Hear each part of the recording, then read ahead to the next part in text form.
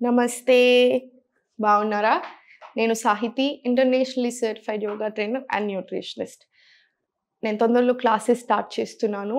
Interest ఉన్నట్టయితే కింద చూపిస్తున్న నెంబర్స్‌కి మెసేజ్ లేదా కాల్ చేయొచ్చు. ఇన్‌స్టాగ్రామ్‌లో ఫాలో చేయండి. అక్కడ మెసేజ్ కూడా చేయొచ్చు. సో, టాపిక్ వచ్చేసి డైజెషన్. డైజెషన్ అనేది చాలా చాలా ఇంపార్టెంట్. ఇప్పటికి నేను మీకు చాలా సార్లు చెప్పాను కదా! Digestion, bloating, acidity, gastric troubles ఏదైనా సరే అన్నిటికి చాలా చాలా ఇంపార్టెంట్. మీకు అసిడిటీ ఇష్యూస్ ఉన్నాయనుకోండి, యూజువల్లీ 16-35 ఇయర్స్ వరకు మనకు ఇలా ఉంటుంది కాన్స్టెంట్ డైజెషన్ అనేది. 35 తర్వాత కొంచెం డైజెషన్ అనేది తగ్గడం స్టార్ట్ అవుతుందనమాట దాని పవర్.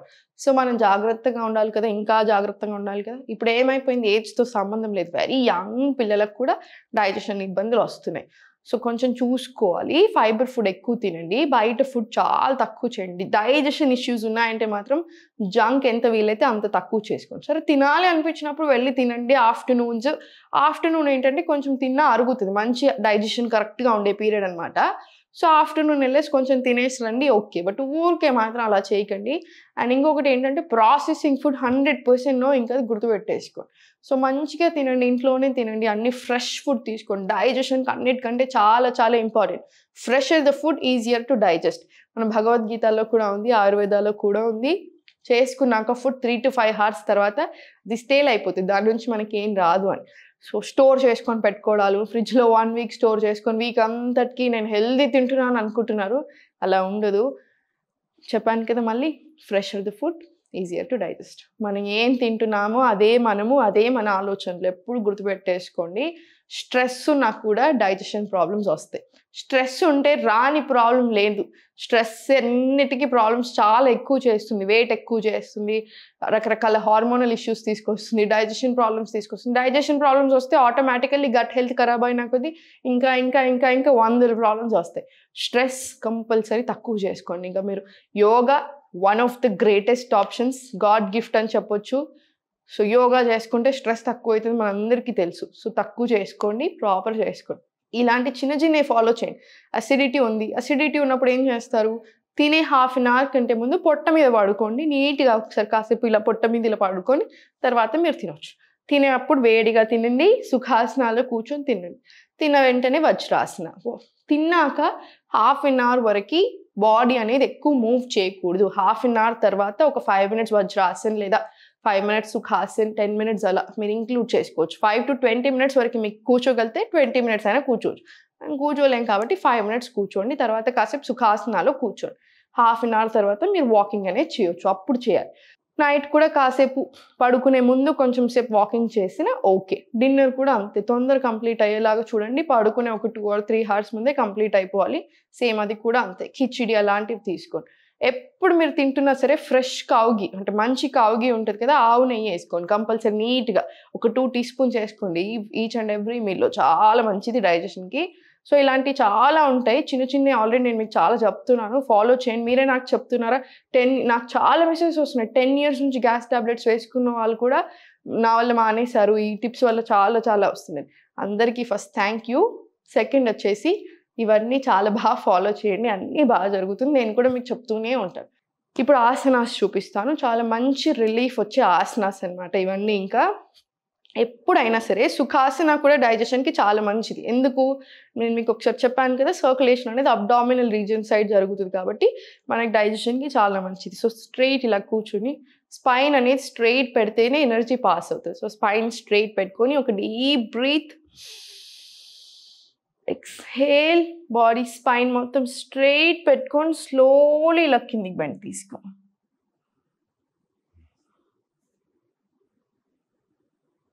స్లోలీ మళ్ళీ పైకి. సేమ్ ఇంక ఇదే ఒక 5-10 టైమ్స్ రిపీట్ చేసుకోండి. ఇన్‌హేల్.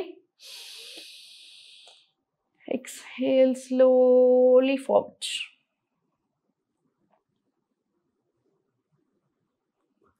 స్లోలీ మళ్ళీ పైకి. ఎన్నిసార్లు తీసుకుంటారు? ఇది కూడా 5-10 టైమ్స్ తీసుకోండి మంచిది. స్లోలీ 2 కాళ్ళు స్ట్రెయిట్ చేసుకొని ఒక పిడికిల్లాగా పెట్టేసుకొని ఇలా 1, 2, 3 పొట్ట మీద నీట్‌గా ప్రెషర్ పడనివ్వండి. 4, 5, 6, 7, 8 ఇలా 9, 10 ఇంకొక 10 టైమ్స్ తీసుకోండి. 11, 20 టైమ్స్ మినిమం తీసుకోండి, చాలా మంచిది ఇది. సో స్లోగా రైట్ లెగ్ ఇక్కడ పెట్టేసుకొని లెఫ్ట్ ఇలా తీసుకొని ఇక్కడ నుంచి పట్టుకొని స్పైనల్ ట్విస్ట్ తీసుకొని స్లోలీ బ్యాక్. మళ్ళీ ఒకసారి inhale forward, exhale slowly back, slowly మళ్ళీ సెంటర్. ఇది కూడా 5 to 10 రౌండ్స్ తీసుకోండి. స్లోలీ మళ్ళీ కాల్ స్ట్రైట్ చేసుకొని ఇప్పుడు ఇటు సైడ్ కూడా 10 రౌండ్స్. ఇటు సైడ్ లెగ్ తీసుకొని ఇది కింద పెట్టేసుకొని ఇక్కడ నుంచి ఇది ఫోల్డ్ తీసుకొని బ్యాక్. ఇన్హేల్, ఎక్స్హేల్ వెనకాలి, slowly centre. Inhale centre, exhale back. మీరు ఇక్కడ తీసుకుంటున్నారు చూసారా, పొట్ట మీద చాలా మంచి ప్రెషర్ పడుతుంది. సో చాలా చాలా మంచిది అది కూడా డైజెషన్కి. సో ప్రాపర్ తీసుకోండి. స్లోలీ ఇక్కడ నుంచి భుజంగాసన వచ్చేసింది. ఫుల్ భుజంగా ఒక 5 రౌండ్స్, ఈ భుజంగాసన ఒక 5 రౌండ్స్ తీసుకోండి. నెక్ డౌన్, ఇన్హేల్, ఎక్స్హేల్ పైకి, slowly repeat. Neck down, inhale, exhale slowly up.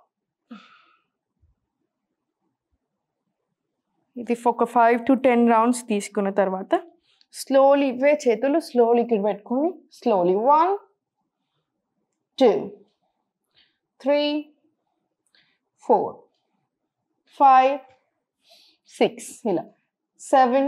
ఇది ఒక 10 రౌండ్స్ తీసుకోండి మినిమం. స్లోలీ రిలాక్స్ తీసుకోండి. రిలాక్స్ అయ్యి స్లోలీ సైడ్కి వచ్చేసి ఫార్వర్డ్ వచ్చేసాను. ఇలా స్లోలీ ఫార్వర్డ్ వచ్చిన తర్వాత స్లోలీ పైకి, పొట్ట మీద నీట్గా బాగా ప్రెషర్ పడనివ్వండి. ఇక్కడ స్లోలీ రిలీజ్. ఇన్హేల్, ఎక్స్హేల్ దగ్గరికి స్లోలీ పవర్ ముక్తాసన వచ్చేసాను. ఇన్హేల్, ఎక్స్హేల్ స్లోలీ పైకి, స్లోలీ మళ్ళీ ఫార్వర్డ్. ఇది ఎన్నిసార్లు తీసుకుంటారు? ఒక 5 to 10 రౌండ్స్ తీసుకోండి. ఇది కూడా అంతే బాగా రిలాక్స్ అయ్యి స్లోలీ 2 కాళ్ళు కింద పెట్టేసుకొని చేతులు 2 సైడ్ తీసుకొని ఇన్హేల్, ఎక్స్హేల్ ఇలా లెఫ్ట్ పెట్టేసుకొని ఇక్కడ హోల్ తీసుకొని ఇటు సైడ్ చూడండి. సేమ్ మళ్ళీ ఇన్హేల్ సెంటర్, ఎక్స్హేల్ రైట్, చూద్దాం లెఫ్ట్.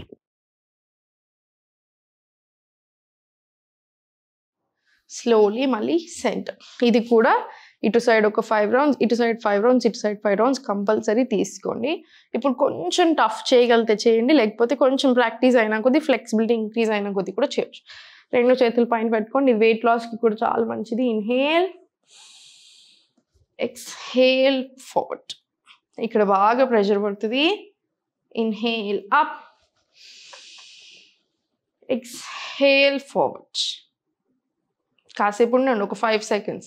మళ్ళీ బ్యాక్ ఇన్హేల్, ఎక్స్హేల్ ఇలా ఫార్వర్డ్.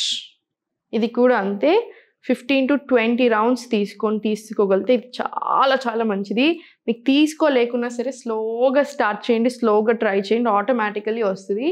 స్లోలీ లాస్ట్కి సైడ్కి తిరిగి లేచి వజ్రాసనాలు కూర్చోగలిగితే కాసేపు వజ్రాసనాలు కూర్చోండి. ఇలా వజ్రాసనాలు కూర్చొని ఒక 5 డీప్ బ్రీత్స్ తీసుకోండి.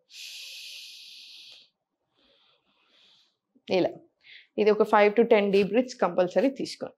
ఇంకా కొన్ని టిప్స్ ఏంటంటే, మీరు నైట్ పడుకునే ముందే వామ్ వాటర్ తీసుకెళ్ళి రాగి కాపర్ జగ్ ఉంటుంది కదా, దాంట్లో స్టోర్ చేసుకొని మార్నింగ్ లేసాక స్లోగా సిప్ బై సిప్ తాగేసేయచ్చు. తర్వాత తాగాక ఒక 15-20 మినిట్స్కి బవల్ మూమెంట్స్ వచ్చాయనుకోండి, మోషన్ వెళ్ళదు. లేదు ఇంకా రాలేదు అనుకుంటే ఈ ఆసనాస్ అన్నీ చేసుకొని తర్వాత ఒక మైల్డ్ వాకింగ్ తీసుకొని తర్వాత వస్తే అప్పుడు కానిచ్చేసే. అంజూరాలు ఉంటాయి కదా మనకి, అంజూరాలు నానబెట్టుకొని నైట్ నానబెట్టుకొని మార్నింగ్ లేసాక కూడా స్లోగా తింటే అది కూడా చాలా మంచిది. ఇలాంటివి నేను మీకు ఆల్రెడీ చాలా చెప్పాను, పాటిస్తూ ఉండండి, అన్నీ పాటించండి, 100% రిజల్ట్ ఉంటుంది. ఒకే రోజు ఎక్స్పెక్ట్ చేయకండి. ఈరోజు ఇప్పుడు ట్యాబ్లెట్ వేసుకుంటే 1 అవర్లో హెడేక్ తగ్గుతుంది కదా, అలా అనుకోవద్దు.